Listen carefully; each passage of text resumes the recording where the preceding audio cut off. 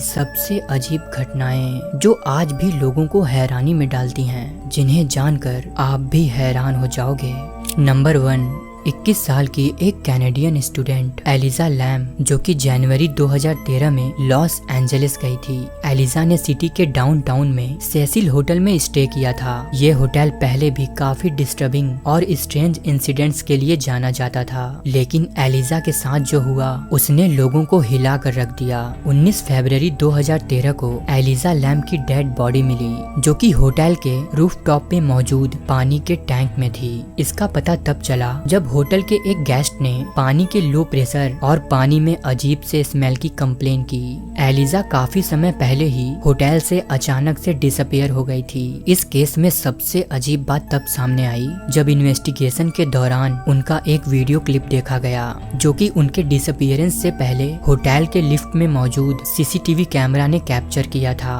इस फुटेज में एलिजा काफी स्ट्रेंज बिहेव कर रही थी। कभी वो एलिवेटर के सारे बटन्स को प्रेस करती तो कभी बाहर की तरफ देखती और कभी ऐसे एक्शन करती जैसे वो किसी अनजान इंसान से बात कर रही हो जो वहाँ पर था ही नहीं। उनके इस बिहेवियर ने इस केस को और भी ज्यादा कॉम्प्लिकेटेड बना दिया था। लोगों को लगा कि उनका मर्डर हुआ होगा, लेकिन जब पोस्टमार्टम रिपोर्ट आई तो पता चला कि उनकी मृत्यु डूबने की वजह से हुई थी। साथ ही उनके बॉडी पर कोई भी फिजिकल अटैक या इंजरी के निशान नहीं मिले। ये केस इतना ज्यादा उलझ चुका था कि इसकी इन्वेस्टिगेशन आगे नहीं हो सकी और ऑफिशियली एलिजा के डेथ को एक्सीडेंटल डिक्लेयर कर दिया गया।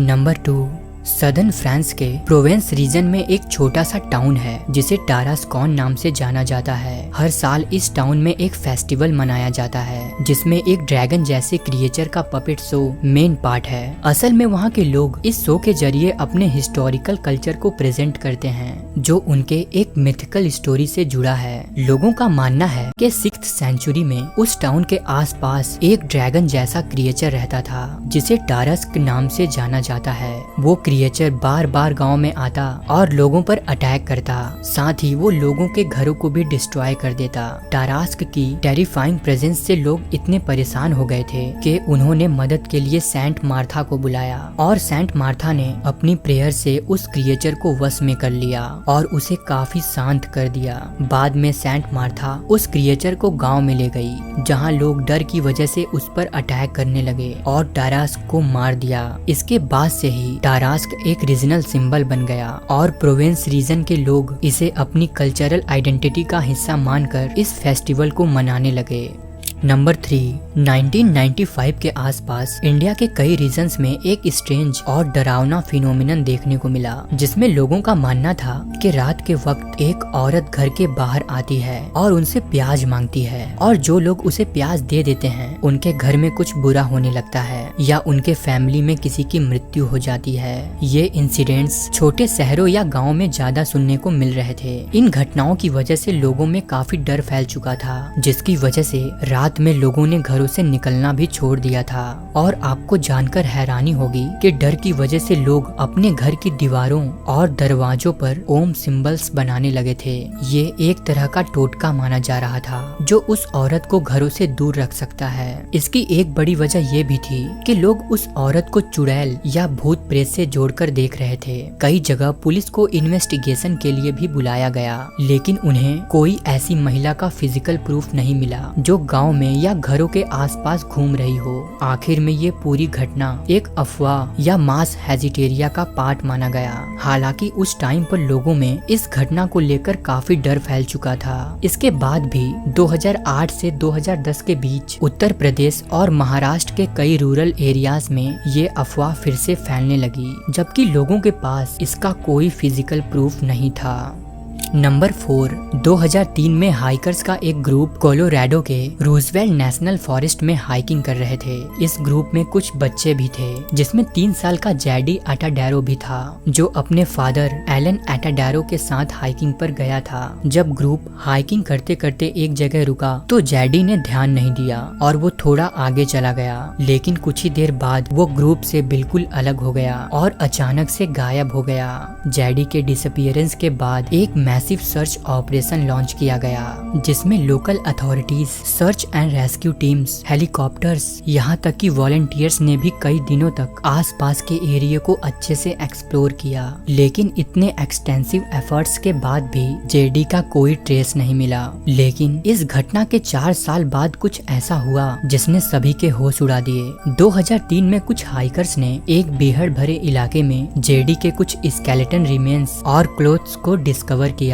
वो एरिया इतना ज्यादा हार्श और मुश्किलों से भरा था जहां किसी 3 साल के बच्चे का पहुंचना ऑलमोस्ट इम्पॉसिबल था। आखिर जेडी के साथ क्या हुआ था और वो वहां कैसे पहुंचा, ये आज भी एक बड़ी मिस्ट्री मानी जाती है।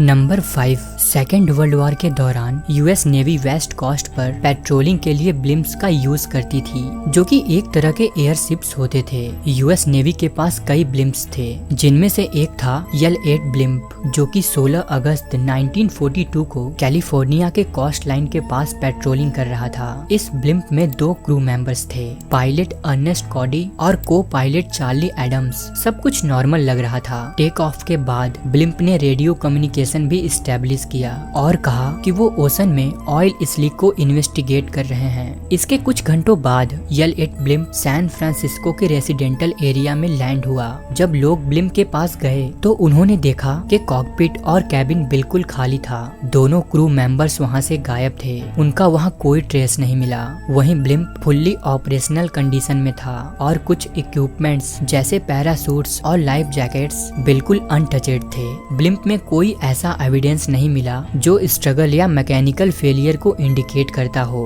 यूएस नेवी ने इस डिसअपीयरेंस को काफी इन्वेस्टिगेट किया, लेकिन उन्हें आज तक इस इंसिडेंट का कोई डिफाइंड कंक्लूजन नहीं मिल सका। नंबर 6, साल 1997 में पैसिफिक ओशन के साउथ अमेरिकन कोस्ट के पास एक अजीब से साउंड को डिटेक्ट किया गया। इस साउंड को नोआ, national oceanic and atmospheric administration के सेंसर्स ने डिटेक्ट किया था। हैरानी की बात यह थी कि ये साउंड इतना ज्यादा पावरफुल था कि इसे 5000 किलोमीटर दूर तक सुना गया। रिसर्चर्स को लगा शायद ये साउंड किसी बड़े सी क्रिएचर का होगा, क्योंकि इसकी फ्रीक्वेंसी प्रोफाइल कुछ लिविंग ऑर्गेनिज्म से मैच हो रही थी। साथ ही ये भी अनुमान लगाया गया कि ये साउंड किसी सी मॉन्स्टर या जाइंट स्क्विड का हो सकता है, जो अब तक समुद्र की गहराइयों में कहीं छुपा हुआ है। इस फिनोमिनन पर काफी रिसर्च हुई, जिसे द ब्लूप कहा गया। बाद में कुछ साइंटिस्ट ने कंक्लूड किया कि ये कोई नेचुरल फिनोमेना जैसे ग्लेशियल मूवमेंट या आइस क्विक से आया होगा, जो कि समुद्र में काफी पावरफुल साउंड क्रिएट कर सकते हैं। खैर, ये सिर्फ रिसर्चर्स के प्रिडिक्शंस थे। इसका ओरिजिनल डिस्कवरी लोगों के लिए एक अनसॉल्व मिस्ट्री बन गई, जिसे आज भी ओशियन का एक हिडन सीक्रेट माना जाता है।